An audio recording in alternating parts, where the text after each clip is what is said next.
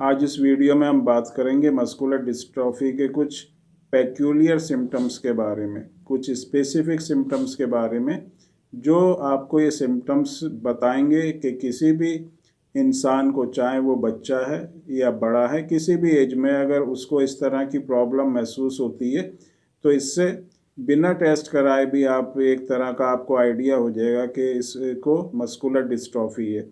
क्योंकि कुछ इस तरह की सिम्टम्स होते हैं, कुछ इस तरह के लक्षण दिखाई देते हैं जिससे पता चलता है कि मसल से रिलेटेड प्रॉब्लम है।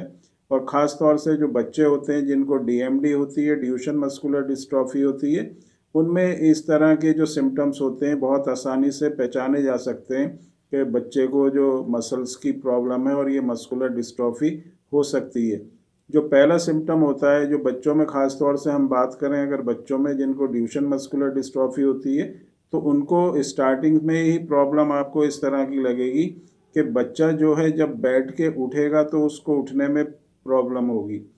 जैसे एक बच्चा, नॉर्मल बच्चा जो है जब ज़मीन से ऊपर उठता है तो वो आसानी से उठ जाता है, लेकिन जिनको मस्कुलर डिस्ट्रॉफी होती है, डीएमडी होती है, तो वो बच्चा अपने आप जो है ऊपर नहीं उठ पाएगा और वो जो है सहारा लेगा, सपोर्ट लेगा। अब वो सपोर्ट किसकी लेगा? अगर उसके साथ पास में कोई बेड है या कोई सोफ़ा है तो वो सोफ़े पे हाथ रखेगा, बेड के ऊपर हाथ रखेगा।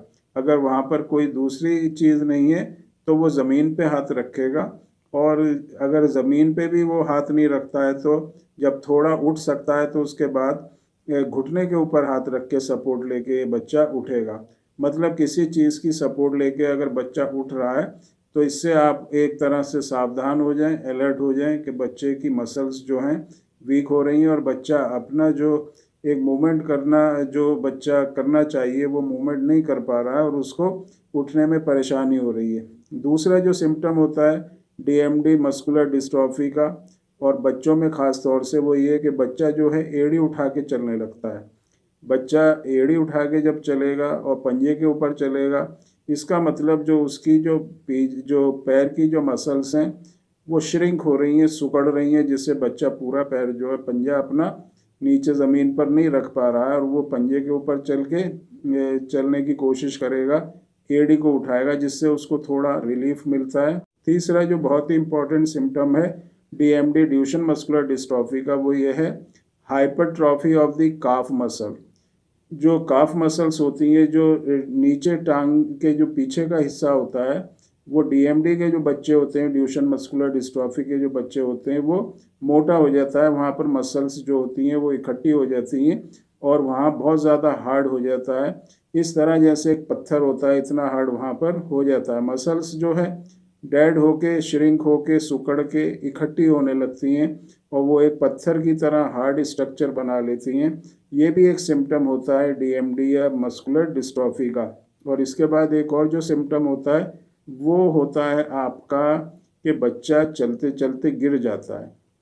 जिन बच्चों को ड्यूशन मस्कुलर डिस्ट्रॉफी होती है वो चलने से या कहीं ऊंचा नीचा कहीं पर भी आएगा तो वो गिर जाएंगे।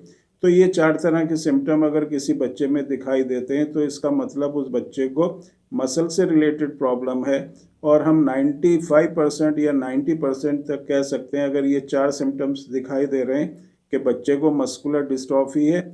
और इसको कंफर्म करने के लिए सीपीके जो टेस्ट होता है वो करवाया जाता है। अगर सीपीके भी बड़ा हुआ बच्चे का है तो उससे बहुत हद तक कंफर्म हो जाएगा कि बच्चे को डीएमडी या मस्कुलर डिस्ट्रॉफी है। तो इस तरह इन चीज़ों से हम पहचान सकते हैं कि बच्चे को मस्कुलर डिस्ट्रॉफी या डीएमडी है और उसके ट्रीटमेंट के बारे में हम सोच सकते हैं। जैसे बताया गया है पहले भी कई वीडियोस में कि जो बेस्ट ऑप्शन होता है मस्कुलर डिस्ट्रॉफी के ट्रीटमेंट के बारे में, वो होम्योपैथिक मेडिसिन्स होती हैं।